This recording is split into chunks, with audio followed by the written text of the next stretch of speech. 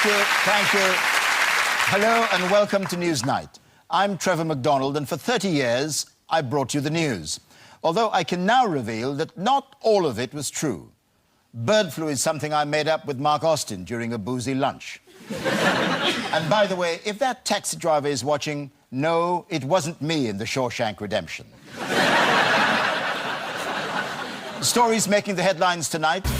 In a special Newsnight investigation, we reveal the secret tunnel leading from the liposuction clinic to the chicken nugget factory. His kitchen extension is still only half finished, so David Cameron has given up on unreliable foreign builders and will take on the rest of the work himself. Well, polls come and polls go. I have an incredibly serious and important job to do.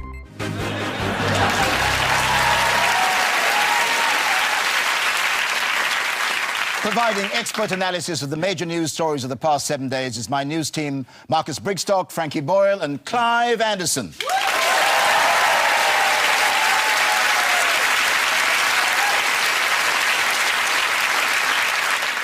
This is the show where I set the agenda and we discuss my top 3 stories. So, starting at number 3, the row over misleading TV shows continued this week as the BBC admitted to faking a number of phone-in competitions. We've now had to stop our Newsnight phone quiz, so this week's winner is our last. So, congratulations to you, Lady McDonald of South West London. Actually, I should confess there was one terrible night when we misled viewers on News at 10. For technical reasons, we had to fake the bongs. It was John Suchet hitting a walk.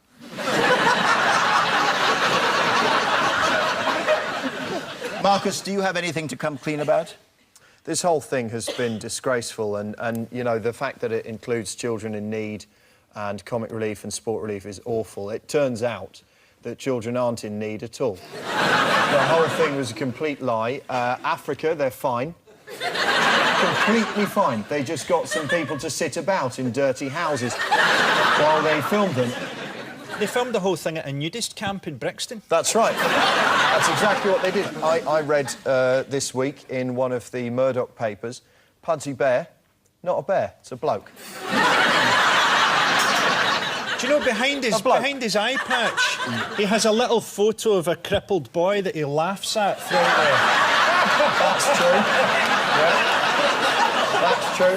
No, I mean, there was a couple of people phoning up and, you know, not managing to get through, so someone kind of stepped in. I'm sorry, I think it's a big load of old bollocks.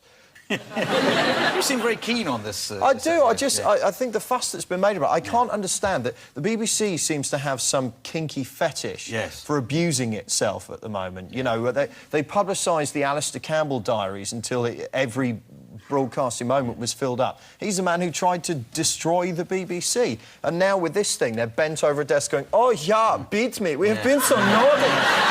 Oh, we have cheated. Yeah, spank me." That is the voice of the BBC. Yes. I can officially confirm.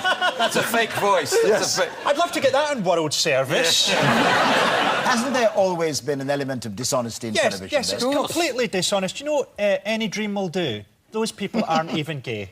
It's all just lies. What's the chef? He went out firing guns, harpooning fish, and he came out, "Oh, I've caught them," and he was just doing the same thing that all fishermen have always done, which is nip down to the fishmongers, buy one. "Oh, yes, I caught this magnificent sea trout or something," and they've just gone to the... Think about it. Have you even seen a fish that's not on TV? I don't think fish even exist, Clive. What are you doing? you must have...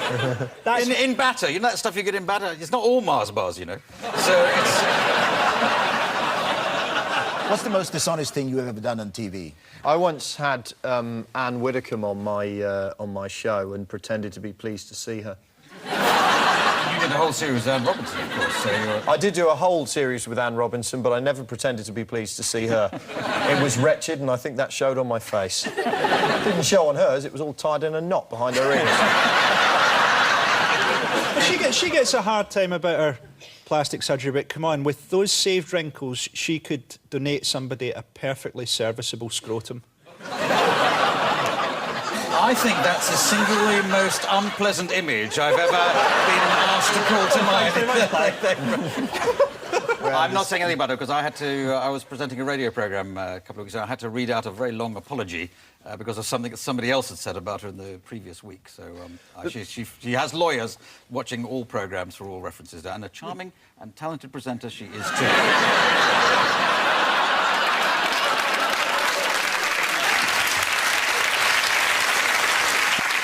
Of course, it's not just the BBC that's been accused of misleading viewers. On Channel 4's The F Word, Gordon Ramsay boasted that he'd spared several sea bass, which made him feel like an effing action man. But it emerged this week that the fish had been caught by an expert they'd taken along with them. And that's not all. Here's a regular sight for viewers of Mr. Ramsay's cookery programmes. The macho master chef likes nothing more than showing off his rippling torso. But I can reveal that viewers have been cruelly misled.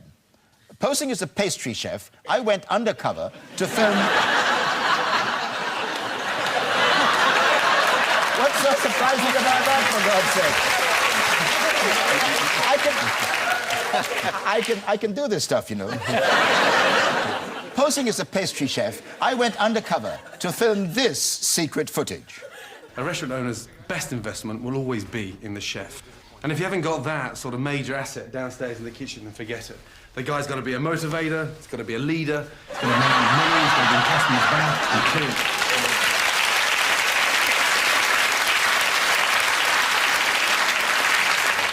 My number one story is coming up later, but first, it's time for Young People Can Be Idiots. Every week, young people get themselves into the news because they are idiots. Here, a young man attempts to impress his friends with a spot of what is called ghost riding, as he puts his automatic car into neutral and then dances around and indeed on top of the vehicle. What fun. I know what I'll be doing tomorrow. Sadly, however, for this young idiot, he hadn't planned on this happening. Come on, man.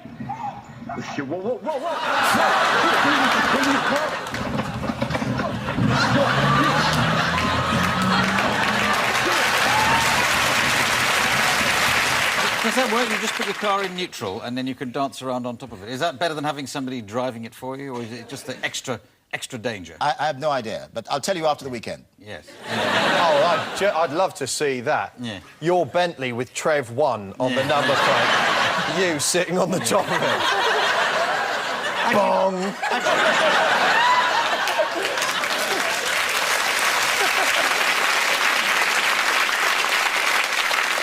It's time now for the second of my top three stories of the week, and at number two, it's the growing diplomatic dispute between Britain and Russia over the murder of Alexander Litvinenko. The diplomatic fallout could have drastic economic consequences for Britain. According to The Guardian, Russian tourists who visited London last year spent £180 million on one family ticket for Madame Tussauds. Frankie, you are my diplomatic correspondent this week. Heaven help us. What do you make of this story? Litvinenko can't have been a great spy if he accepted a cup of tea from a glowing teapot inside a glowing hotel room from a man who appeared to be wearing a spacesuit. He's very respected, though, still, Litvinenko. I mean, if you visit his grave, there's no weeds on the grave. In fact, there's no plant life for about 3 miles. And all around the grave are the corpses of little woodland creatures that have just died from sadness. Spies kill each other from time to time, but to kill someone with polonium-210 is a message. Apparently, the polonium-210 cost 10 million quid. Yeah. As a message, they might as well have run him over with a gold ladder. Yeah. I mean, they've just arrested this guy who came over to kill Andrei Berez's Russian-sounding name. Didn't I? Yeah, Berez's Russian-sounding name. But the Russian ambassador was asked about this on the radio, and he said no, he had no knowledge of this plot whatsoever. Well, he'd be a pretty piss-poor ambassador wouldn't if he he? went, oh, yes, I remember we fixed that, yes. Oh, it didn't work out, shame. Marcus, you mentioned that this way of poisoning people is a very expensive way. How would you assassinate someone? How would I assassinate someone? Anne Robinson? Well... If you gave Anne Robinson polonium, she wouldn't look that different. No. In fact, I'm not entirely convinced that...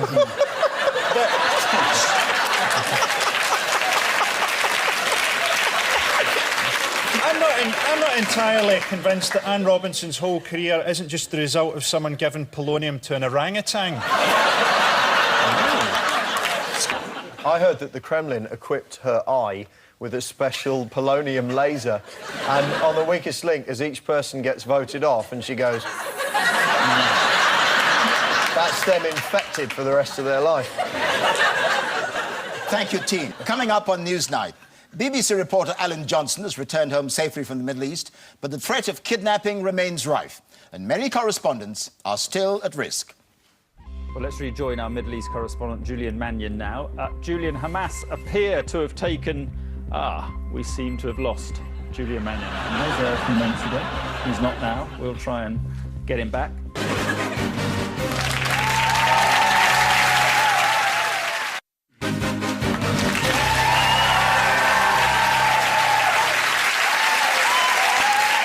Welcome back to Newsnight, the show in which I control the news agenda, assisted by my news team of Marcus Brigstock, Frankie Boyle and Clive Anderson. The latest headlines. In an attempt to further distance himself from Tony Blair's regime, Gordon Brown promises to dispense with pointless photo opportunities and to stop surrounding himself with sycophants.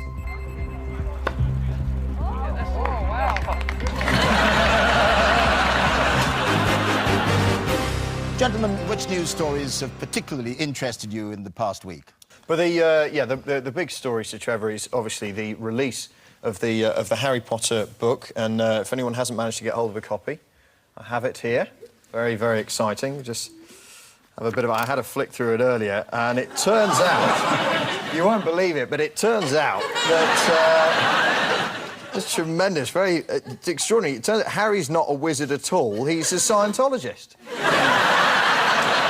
And extraordinary. And, and it turns out that Dobby, the house elf, is actually Tom Cruise.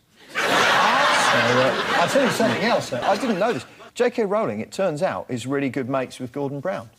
I didn't know that. Yeah. That, presumably, is where she got the idea for Mad-Eye Moody. In the original book, he's actually called Mad-Eye Prudent. That's good. But there's been a big to-do because the supermarkets are selling it very, very cheap.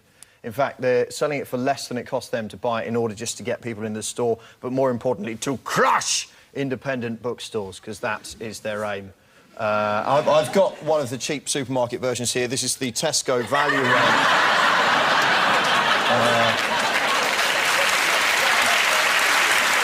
But isn't the book, I mean, I've never read them myself, but isn't it all a lot of rubbish anyway? Oh, you're a muggle.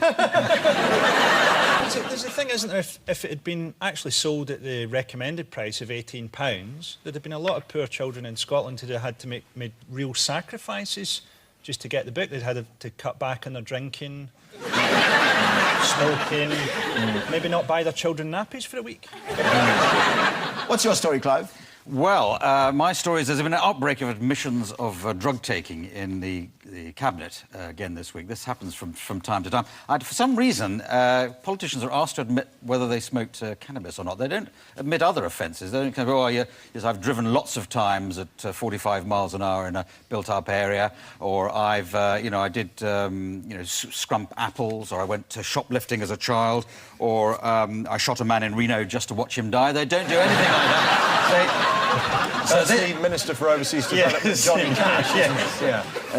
So this is Jackie Smith. She admitted that she did sometimes smoke cannabis when she was a student. So it seemed to be slightly staged, but she was put through her paces by ITV's own Alistair Stewart. Now, that's what I call a newsreader. And he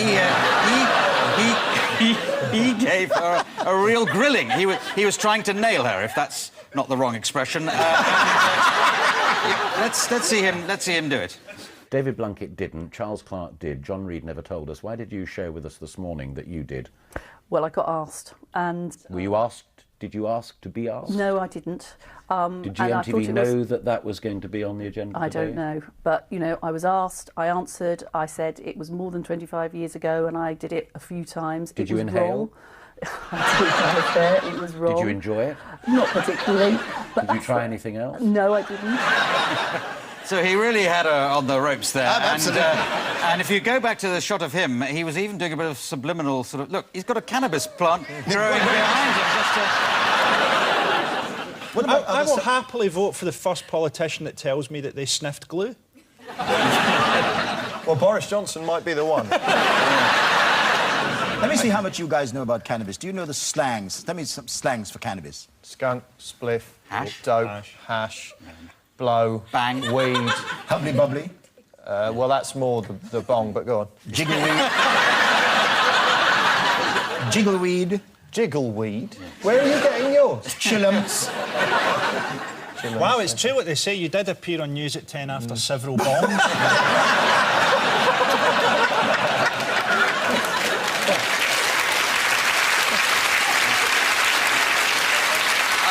I'm not sure if you're sounding cool or just sounding like a judge sounds when you start going through the evidence. Thank you, Clive. Alistair Darling, John Hutton, Hazel Blairs and Ruth Kelly have all admitted to experimenting with cannabis when they were students. Gordon Brown says he's never taken drugs in his life, apart from his daily handful of downers. We've reached that point of the programme where I'd like to say, chuck off. Yes, Action News 5's ace reporter Chuck Storm has been off work this week after he decided to add excitement to a routine news story, not only by talking, but by attempting to walk as well. Hi, this is Chuck Storm. I'm live at the scene where last night there was a robbery at about 3:30 in the morning. Now, police have...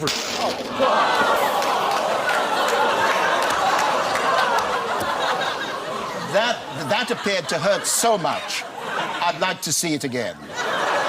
3:30 in the morning. Now, police have... Chuck Storm, crazy name, crazy guy. It's time now for my #1 story of the week, and it's the continuing saga of the Beckhams' move to Los Angeles. David Beckham's earned as much in a day as some of his teammates earn in a year. In fact, there fears that jealous colleagues may try to make money by selling pictures of him in the shower. Tell me about it. Alistair Stewart and his bloody zoom lens. Clive, you are a man in the know on the LA scene. What do you make of all this? Well, it's odd, isn't it? Yeah, David Beckham's gone off to play for Galaxy, a team you've never heard of, and it's a slightly lower level of football than he's perhaps used to.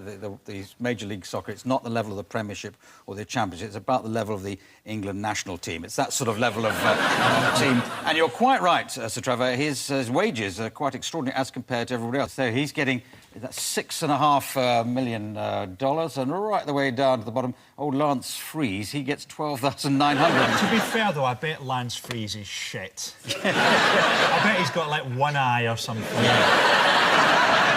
What about Victoria in all this? Is she resuscitating a career in LA? I don't know, she did a documentary, didn't she, which I know I failed to watch it. So you're going to introduce us to the documentary. I'm tremendously interested in everything they do as a couple, Clive, as you know. But yes, there was a documentary on ITV earlier this week, in fact, which started with Posh talked about her kids. I said, what kind of girlfriend are you looking for, Brooklyn? He says, I want someone who looks just like Mummy. Oh. Yeah, it's lovely, isn't it? And as luck would have it, the very next day he went out with a Chupa Chup lolly, so... it's nice. There were a very touching scene showing Victoria making an apple pie for her neighbours. I don't get this. Is like foreign. I'm going to help you. I don't even read a cookbook. Oh, my God. That's not her actual fridge. That's a stunt fridge they bought in. This is her actual fridge. As you can see, a delicious grate there, and the severed head of Rebecca Lewis. I'm horrified by the Spice Girls reunion. Well, the only way I'd want to see Jerry Halliwell draped in a Union Jack again will be if she dies in battle.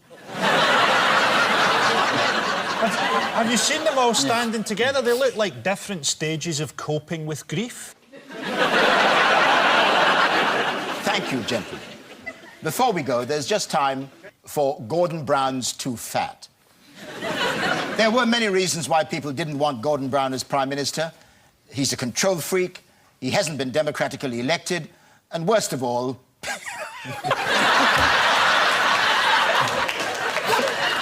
So, Trevor, what have you been smoking this week? You've just gone crazy. There were many reasons why people didn't want to see Gordon Brown as Prime Minister. He's a control freak, he hasn't been democratically elected, and worst of all, he's Scottish. Fuck you. But...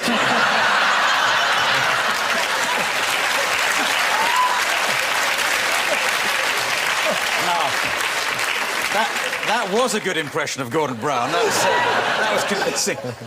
But we've discovered another reason. Gordon Brown's too fat.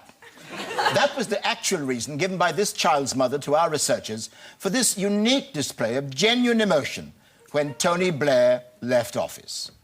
What's the matter, Zoe? Why are you crying? Because I just want Tony Blair to come back. I want him to be Prime Minister. Why? Because I just do. Why do you want him to be Prime Minister still? Because I love him. But there's going to be a new Prime Minister. There's going to be a new Prime Minister, darling, called Gordon Brown. No. You don't want him? No, I want Tony Blair. And they thought he had no friends. Well, that's all we have time for this week. Thank you to my news team, Marcus Brigstock, Frankie Boyle and Clive Anderson. And some news just in. Gordon Brown is devastated at the revelation that young Zoe thinks he's too fat. So he's gone straight down to the gym to get himself into better shape.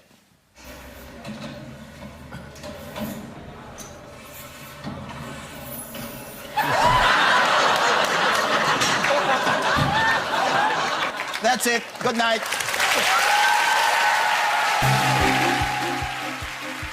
Unsung hit heroine soprano Emma Kirkby is profiled by the South Bank show after the news tonight. Marvin Bragg meets the singer whilst in Italy and in rehearsals.